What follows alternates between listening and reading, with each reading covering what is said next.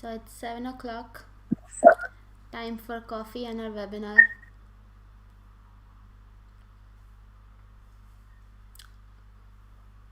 We'll wait for a couple of more minutes for a few more people to join us, if that's okay.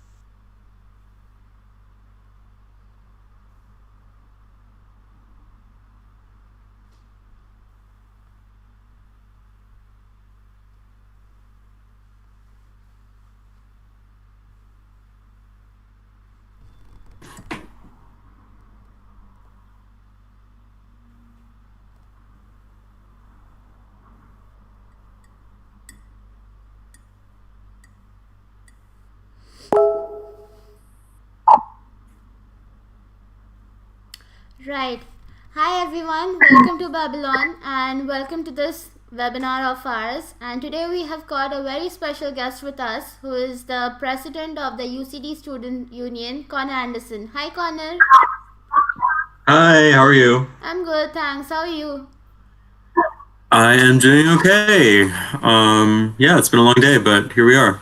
Right. Thank you so much for joining us on this webinar of ours. And before we begin, I would like to give our lovely audience some introduction about Babylon.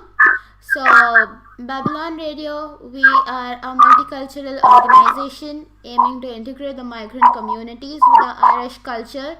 And as you can see on our website, we have our main components. So, we have a web based radio.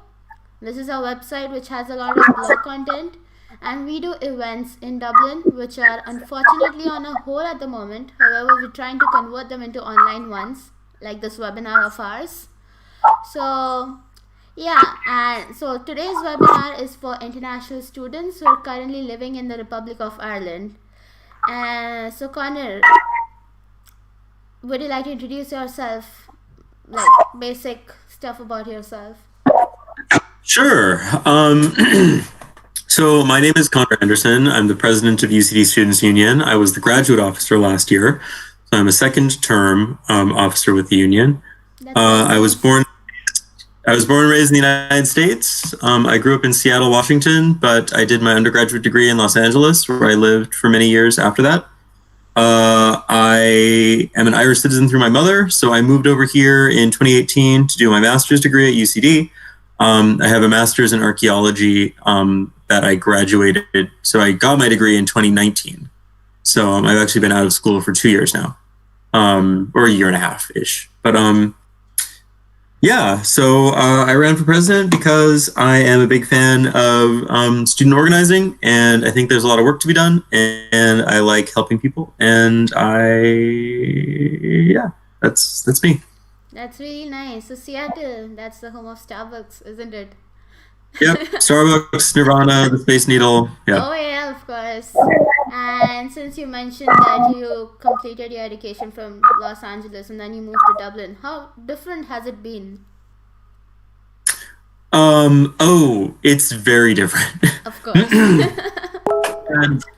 And also, I mean, I finished my undergraduate degree in 2011, so I'm actually much older than I look. Yeah, I know. It's That was the next thing I was going to say. I graduated from my undergrad in 2011, and then I lived in LA up until 2018. I moved around a little bit, back to Seattle. I lived in San Francisco for a little bit, so thoroughly West Coast. But it's very, very, very different. LA is a big city, and Dublin isn't. So it's very different. But you know, I still like Dublin. But they're not comparable. LA is just it's a totally different world. Yeah, I get it. Yeah, so I miss LA a lot, but you know, whatever. Yeah, so you decided to focus on your Irish roots. Yeah, well, I'm also trying to learn. I mean, one of the reasons I moved over here was I wanted to get out of the USA Oh, before really? Trump consolidated. Oh yeah, no, I did not want to. I did not want to stick around for what Trump would end up doing. It Well, well. looks like it looks like I was right to make the call. I also just wanted to. I wanted to get out. I wanted to live. I wanted to live in Europe. I've always wanted to live in Ireland since I was a kid. I'm trying to learn Irish very slowly.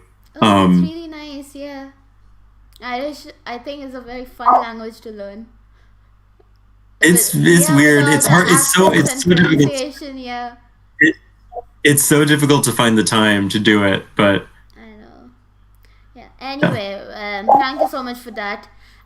So moving on with our webinar. So the first thing that we would like to focus is on moving to Ireland, and as you yourself have experienced that the transition is quite difficult. And because you're representing students, the student community at UCD, what would you say about the experience of students who've come to Ireland this year in the middle of this crisis? Um, so not to put too fine a point on it, but it's been bad.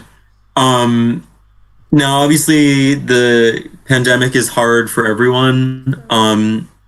Because of the way UCD handled the reopening, a lot of students, like students would. I've been dealing with some students. They came from Mumbai.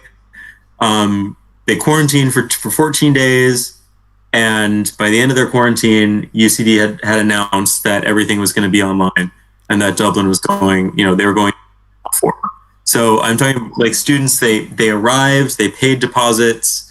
UCD, because UCD was saying up until the very last minute, they made the announcement that they were going online on Friday, the 26th of September, and term was set to start Monday, the 28th of December, and the Oh, announcement only came out the Friday before. So up until then, the story publicly, at least from management, was that there was going to be in person teaching and learning going on, and so students made decisions based on that. And so it's been really hard. It's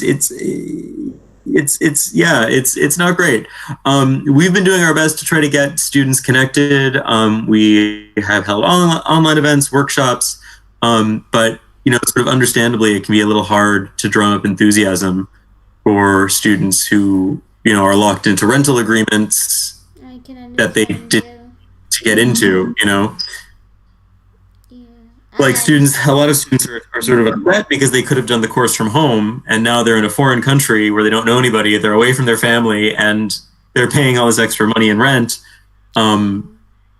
to sit in their room. So And yeah, because we're talking on this, so have the students approached you like on an individual basis, or how has it been like? Because I'm sure the yeah, so frustration has been too much, and it's nobody's fault, to be honest. So, yeah, well, I mean, so students, I my role as the president. There are six sabbatical officers. They're the full time officers of the union. So myself, the president. We then have an education officer, a graduate officer who deals with graduate students, a welfare officer, a communications and engagement officer, and an entertainments officer. that's nice. So the education officer, the welfare officer, and the graduate officer are the three officers who deal with students most directly, because they do a lot of casework. So when students need help, they'll go directly to those people. So I have somewhat less of a directly student facing role, but when students want to make their voices heard, they get in touch with me. So yeah, so I mean, I've been contacted by a number of students on a personal basis to tell me that they're in a not very fun situation. Asked me basically to do something. And what we're really working on is making sure that the university announces with plenty of time what the situation is going to be like next trimester, spring, so that students can make the right decisions. And if they do want to give up their rental agreement or get out of their rental agreement and go home, they know sooner rather than later, so they're not stuck again. That's the thing that we're worried about, students getting stuck again. I know, I can totally imagine. And because we were on this topic of that everything has been moved to being online and that virtual is the new normal. What do you have to say about the virtual orientations, like the support provided by the colleges with respect to the immigration and this entire process? Like, I'm sure virtual orientations are very different, and it kind of hampers with the actual college experience. So the orientation, I mean, so as the Students' Union, we participated in the orientation week. Right. And we did quizzes on Zoom. We did, what else we did? The UCD has been doing virtual tours of the library, virtual tours of the various services that are available. Historically, UCD hasn't super proactive about immigration issues. That's been a consistent complaint among students, is that they don't feel supported enough. And there is the UCD Global, which is the office that deals primarily with international students, and they it's a bit of like, if you seek them out and really try to get on them to get help, they can help you. But UCD doesn't have a practice of being proactive about assisting students with immigration issues. So if students don't know where to go, they can sometimes get a little stuck, because the Irish immigration system is sort of famously slow and a little difficult to navigate. We think it went sort of well. I mean, the engagement obviously has been way down than what it usually would be, because I also know what orientation week looks like in a normal year, and it's a total whirlwind of you meet hundreds and hundreds of students. And you're in and out of meetings and presentations and workshops and trainings and all that kind of stuff all day for a solid week. And this was very different, obviously. And then part of the problem was that a lot of planning was put into an in-person orientation that, of course, never happened. So you had this kind of, I don't want to say waste of energy and planning time. It's somewhere the frustration, and then everybody is basically bored and tired of doing the same things online. Yeah. Exactly. Yeah. Just elaborating on this topic of immigration, I know you did mention that UCD doesn't have a strong immigration support, but and like you yourself said, that the Irish visa renewal and immigration process has been a little tedious. We do have an article that went up on our Babylon website just yesterday that talks about the Irish visa renewal and different types of stamps. So I know it becomes a little difficult for the non-native people to know what the stamps are. So basically, stamp 2 is the student visa, and a lot of people are facing a lot of difficulties, especially if they are in Dublin, because the process in Dublin is online as compared to those in other places. Have you received any queries or questions or comments with respect to this in particular, like? Anxious, vexed. Well, the stamp conversion topic was a pretty hot button one several weeks ago, primarily focused on Smurfit students. Smurfit is the business school, the master's, the graduate only business school that is has a separate campus to UCD. And Smurfit has a very high proportion of international students. And obviously, if you're coming to get a business degree, your intention is sort of like, let's get a job ASAP. And there was a delay. So because of COVID-19, the deadline for your final thesis was extended by 2 weeks. But that means that final results were also then delayed by 2 weeks. So a lot of students, primarily it was entirely master students, because that they have that's when they obviously they graduate in the end of summers. They have a summer term program, and so obviously one of the problems that you can't transfer from a stamp 2 to a stamp 1G visa without proof that you have successfully completed your program. And if you don't have final results, you can't get that proof. And so the final results were being delayed by 2 weeks. So students had been given full-time job offers, and they were kind of stuck in this limbo where they were saying, like, well, I definitely did complete my program, but I can't show you that yet. You just have to trust me and not give the offer away. And there was a lot of conversation between myself, the Dean of Students, UCD Global, the Dean of graduate students, And actually, myself and I wrote a letter to Minister McEntee and hand delivered it to her office, asking her.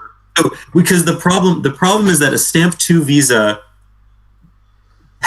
you have a maximum number of hours you can work in a week. You can only work up to 20 hours a week, so part-time from September.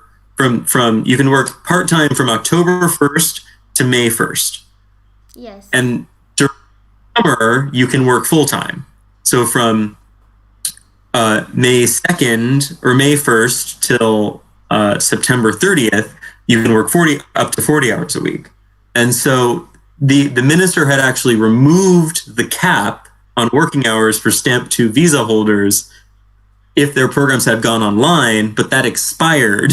So even though the programs were still online, the caps had been reinstated. And so I had written a letter to Minister McEntee asking her to basically do what she did before, to do it again for outgoing students.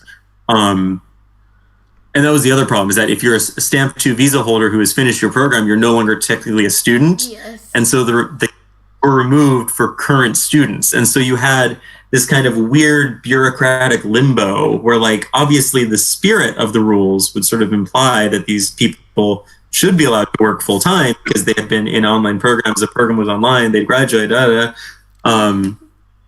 Yeah. And the problem was that we had to work to basically the schools had to individually draft letters to employers saying, like, hey, just wait, this student is definitely going to get a 1G visa. You don't need to worry. Like, you can keep the job offer. And as far as I know, none of this. I mean, students were really worried they were going to lose their job offers. And as far as I know, the students who contacted with did end a really stressful time for a lot of them. I know, yeah. But because we have also received a lot of queries, especially with our article that went up yesterday. Like, are people who've graduated this fall, are they supposed to be on Stamp 2? Are they technically students, or are they Stamp 1G holders? And it's just endless. We have a question from one of the people in the audience, because you said that that everything has been moved online. So is the university process taking time due to the COVID? You froze. Sorry, hold on. Say that again. I missed that. You froze for a second. So we have a question from one of the people in the audience. Is university process taking time due to COVID? Is the university process what? Taking time, like. That's the other hurdle. That's the other hurdle, is that INIS has I think they have a new electronic system that is and has pretty bad delays. So that's the second problem, is that even aside from the fact that there were delays in results, making it difficult to even putting a delay on the ability to even start the application for a 1G visa from a 2, then on the immigration side, the government is taking a long time. They have a backlog, number one, and then they too have this new system that is apparently experiencing delays. But so I believe INIS is still experiencing delays in terms of processing the applications. And there's another question for you. So admissions, are there any other procedures which are being followed with regards to this delay? I'm not sure what you mean by that. Like the procedures. So the problem is that once it gets to INIS, it's totally outside of UCD's control and the union's control. Unfortunately now the staff members of UCD Global do have contacts within INIS, but obviously it's a government organization, and so. Aside from, at this point, the issue should basically be resolved because final results have been released.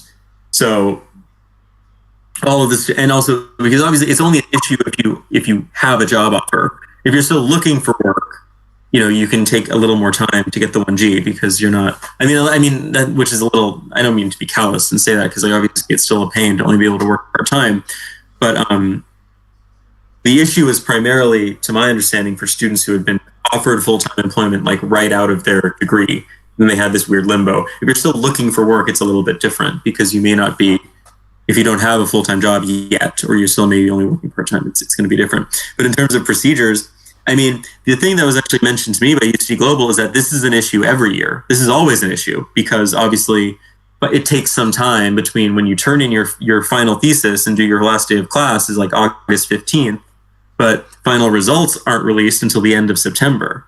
So if you get a job during a normal year without COVID, if you're offered a job as soon as you finish your program, you're still stuck in this limbo where you can't actually make the application to transfer from a 2 to a 1G because you don't have your final results yet. It's always a problem. COVID has just exacerbated it because of the various delays. So as with so many things, COVID has sort of just illustrated how sort of tenuous bad some of these systems already are. It didn't make them bad. They already were bad.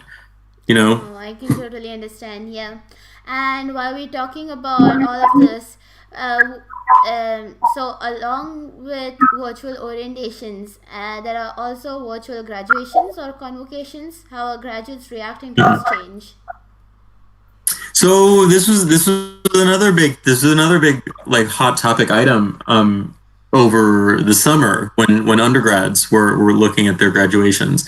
A lot of students were really upset to be told that their conferrings were going to be held virtually, and they wanted UCD to wait until they could hold in-person graduations. And the problem with that is that for a lot of professional programs, so programs like law, like veterinary medicine, like some kinds of agriculture, like you have to have the degree in order to start working. So like if you're a veterinary medicine student and you're graduating on time, in order to start your job as a veterinarian, you need the degree, the official degree that says, masters of blah, blah, blah, blah, blah. And if you don't have it, you can't start working. So UCD couldn't delay. There was no real ability to delay any of the conferrings because these students in professional programs wouldn't be able to work. So like if UCD had said, okay, fine, we can't hold in-person conferrings until next June, we'll just wait, it wasn't going to work. They had to hold conferring ceremonies in order to get degrees into the hands of students who needed those degrees in order to start their employment.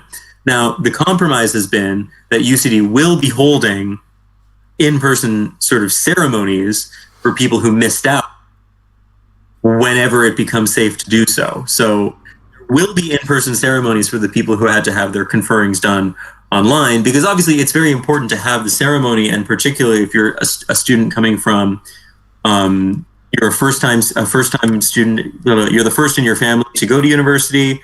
International students, may want to, there are lots of students for whom the ceremony is really important. So those ceremonies will be held at some point in a better future when COVID is less of an issue. Indefinite. But there were serious, there was a reason that UCD had to go forward with, and I'm not in the habit of defending UCD's decisions, don't get me wrong, but there was a very good reason why UCD had to go forward with the virtual conferring ceremonies, because they had to get those degrees into the hands of students. Right. And have you received any suggestions from the students as possible alternatives? Because I'm sure that while people do understand, but maybe it's a frustration, or maybe because they really want a physical experience. So have you received any alternatives with respect to that? No, well, not really. There aren't really alternatives. Many students actually were suggesting, and partly this is a problem with communication. So according to myself and Leighton Bray, our communications and engagement officer, had a meeting with Andrew Deeks, who's the president of the university. So I'm the president of the union, as Students' Union. Andrew Deeks is the president of the university. We had a meeting with him, raised these concerns, and he said it was the intention from the very beginning it was always the intention to have the virtual conferring ceremonies to actually award the degrees, and then hold in-person ceremonies at a later date, whenever that might be, when it became safe to do so. And they just didn't communicate this accurately to students. And so students thought that the virtual conferring ceremony was all they were going to get, which upset them. And I will say a number of the students who contacted me actually suggested this idea of having the virtual conferring ceremony and having an in-person ceremony later. So it's, and there also, I've heard no chatter since that announcement, because we made the announcement that there will be in-person ceremonies, so don't worry. And we haven't heard anything since. So it seems to have resolved. Well, that's very relieving to hear, I'm sure, for a lot of students who thought that they must have missed out on this opportunity, but because you said this, that there might be ceremonies at a later stage. So I think it's all fine now. And let's talk about mental health awareness and the issues that the students are facing during these crucial times. So I'm sure that there have been a lot of online services like consulting services, talking to someone or asking for help. Would you like to elaborate on these? Mhm. Sure. So unfortunately, I was going to be joined by Rory Power, who's our welfare officer, but he actually had a prior commitment that there was a scheduling mix-up, and he's not able to be here. And this is very much his wheelhouse. So I have much less, what's the word, sort of specific detail. There has been more money allocated to HEI, to higher education institutions, to facilitate student mental health. Obviously, the challenges we've already discussed a little bit. There's lots of loneliness. There's lots of isolation. There's feelings of hopelessness. There's feelings of being separated from friends and family. There's the sort of stir crazy feeling people get when they're locked up and doing Zoom all the time. This sort of different kind of fatigue, where for some reason, and obviously myself and the other members of my team are experiencing this, where you sort of feel so tired, but in a different way when you spent the whole day on Zoom meeting. And it doesn't, it's a different sensation that's much more unpleasant than, if you're running around to meetings in person, you feel tired but kind of exhilarated, like you've actually done something. Whereas sitting in your room all day talking to a computer screen feels much more draining. So those are the issues those are the hurdles we're facing. And in terms of solutions, it's sort of, unfortunately, you have to stare at a Zoom screen, you have to stare at a computer screen. So the student mental health service is operating, the student health service is operating. The residences are trying to plan events, but there's only so much that can be done. There was some talk about doing things for Halloween. I actually don't know. They were supposed to contact us, but I don't know. They never did, so I don't know what they ended up doing for Halloween. And then from my perspective as president, I've been focusing on the organizing, political organizing, which is a sort of way to, it connects students, it gives them something to talk about, it gives them something to do, and then it gives them sort of hope that things are going to be different. So the most recent, I've been working with medical students to organize around the fee increases they're dealing with. I've been organizing with business students. I've been organizing with social work students. I've been organizing with arts and humanities students. And that's the kind of engagement that I've been doing. But there are a lot of the challenges are pretty severe, and the supports they're there, but they're not they're maybe not as good as we would like. You did mention about the deposits and the rent earlier on, but what do you have to say about the isolation that students have to face? I mean, I'm pretty sure that nobody wants to come to a distant country and face this out of all other things. And so, yeah. So, is there anything that you'd like to highlight? Well, I mean, again, it's like I want to kind of keep this positive and upbeat. The best thing that can be done for isolation is to give students certainty about what next trimester is going to look like, and that's what we're lobbying the university to do, so that students can make informed decisions about where they want to spend the winter holiday and where they want to be for when spring trimester rolls around. I mean, obviously, there's we at the union try our best to provide outlets. Our entertainment officer she ran a mixology workshop. There are sort of online concerts that you can do. Our welfare officer does a lot of work with individual cases. So does our education officer. So does our graduate officer. And then I hold, the host the town halls and the strategy sessions where students get together to sort of talk about how they want to get organized. But there's really all the Zoom calls in the world don't substitute for in-person interaction with human beings. So it's difficult. I mean, like I've said before, it's difficult for my team as members of the SU. We're dealing with it. So yeah, I mean, and obviously we're really pushing the university situation we found ourselves at the very beginning of summer, we have to announce earlier rather than later because we cannot have international students arriving directly into a lockdown because the mental health toll is going to be incredible. And unfortunately, the university didn't really listen. So here we are.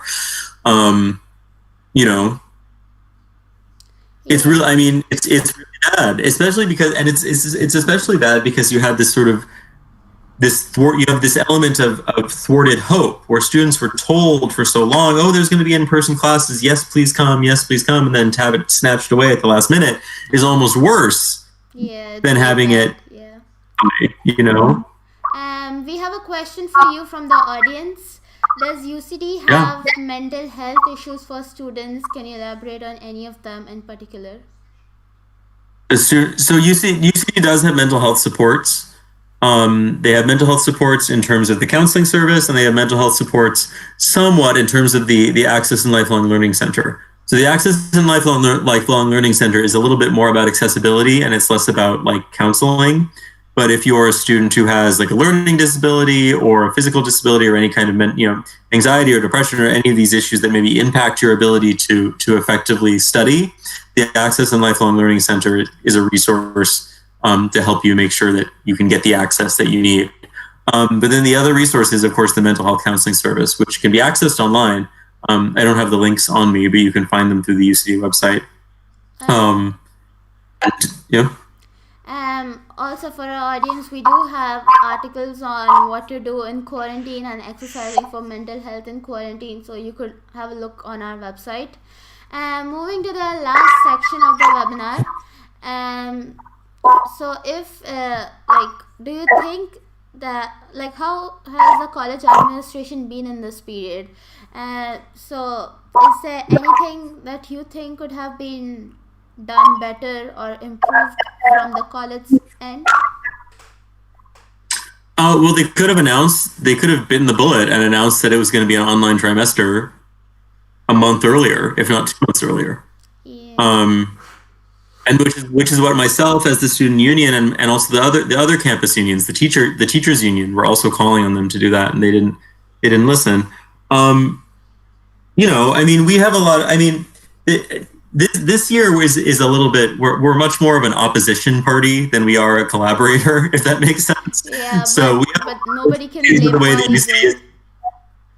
Well, yeah, I mean, again, the story is that, and it's not. It is. I want to say it's not just international students. Students who come from other parts of Ireland are also being hit pretty hard. So it's not just international students who are dealing with it. But some of the stories that students have come to tell me are just they're horrible. They're so depressing. It's so sad and isolated to quarantine for 14 days and then you finish your quarantine and you think, okay, great, I'm going to start class soon, and then only to have it announced that, oh, you could have done this whole program from home with your family. You could have been with your family, and again, I don't want to end on a negative note, but the UCD could have done, the main thing that UCD could have done better would have been, reading the writing on the wall, listening to what the campus unions were saying and making the announcement that they were going to have an online term much sooner than they actually did, because then students can make reasonable decisions based on their own situations. Some students would have still, I'm sure, decided to come over, but the students who were maybe more vulnerable, the students who maybe needed more familial support, the students who were maybe who were sort of worried about how they're going to deal with isolation could have stayed home and had a much better time, I'm sure. Although, it's disappointing to not get to go abroad to do your degree. I think it would have been better for students to have had the choice rather than to be kind of locked in the way that they ended up getting locked in. I know, but do you think that the students have got sympathy or understanding for the administration that has been in place? Do you think that students are satisfied with it? Have you received any positive response from them? Well, so this is always the problem. Obviously, I mostly hear from students who are unhappy with the administration because of the nature of my role. Like students who think that UCD is doing up and they're perfectly happy because they don't have any problems. Do you know what I mean?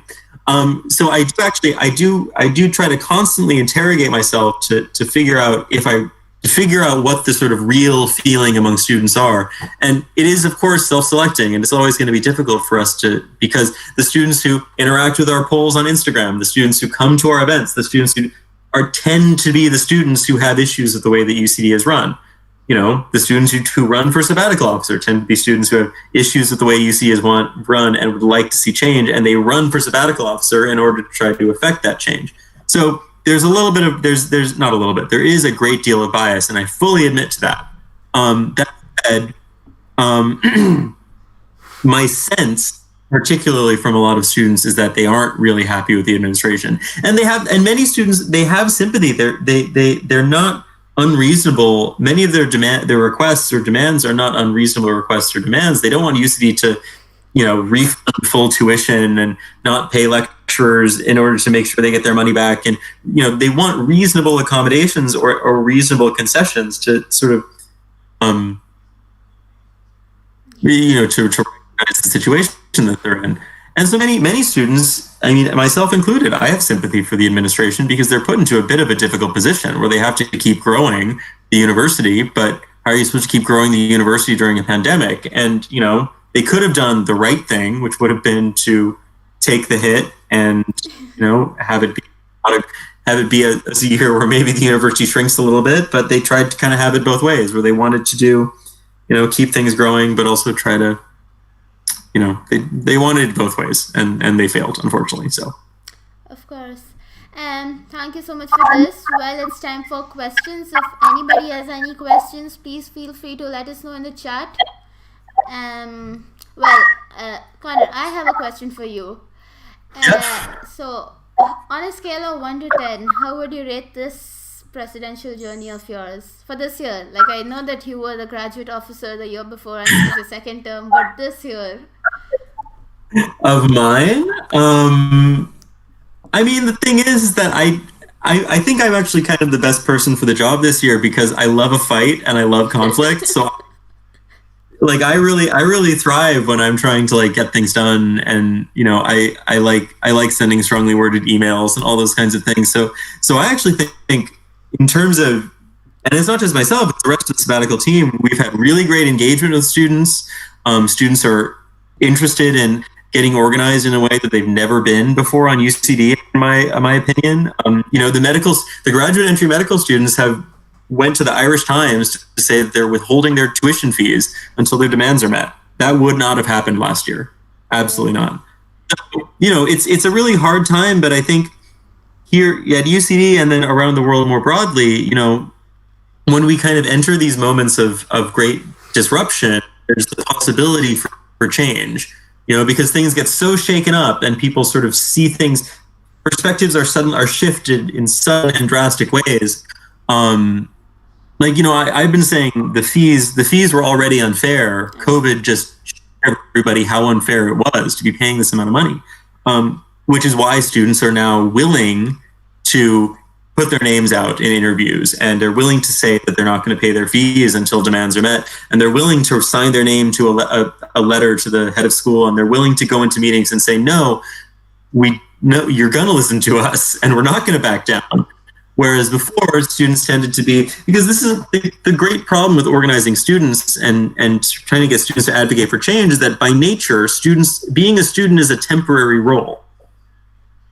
At most, you're going to be here for 3 years. If you're talking about master's students, you're going to be here for 1 year. And so a lot of students they'll tend to sort of think, well, I'm just going to put my head down, I'm going to pay the money, because as soon as I get the degree, I can get out, and then I'll be able to get a job, and I'll make all the money back, and blah, blah, blah. So it's historic. It's hard. It can be very hard to drive engagement around these kinds of issues. But yeah, I understand. So in a bizarre way, has made the evening today, but it's made a lot of possibilities possible that maybe weren't before. And of course, it's always hard and it's a struggle. But it's a struggle that people weren't even thinking about engaging in last year. So, yeah. And on 1 to 10, I give it an 8. Right. And if I could ask you just one last thing, what has been your greatest takeaway of this year? What would it be? Other than the fact of you writing a letter and hand delivering it. Oh, I mean, my greatest takeaway so far is just organized. Get organized. People have a lot more power than they think they do. You know, the thing, and I've been telling people, you know, all the old labor slogans they're all true. You know, Yes. if all of us together demand the thing, you know, we can get it. If we, you know, it's like the Saturday morning cartoon morals. Like, if we all work together, we can do anything we want. You know, Yeah. we can achieve. All right then. Thank you so much. It was lovely having you here, and thanks a lot to our lovely audience. See y'all soon. Stay Absolutely. tuned. Yeah. Thank you. Okay. Thanks so much. Bye.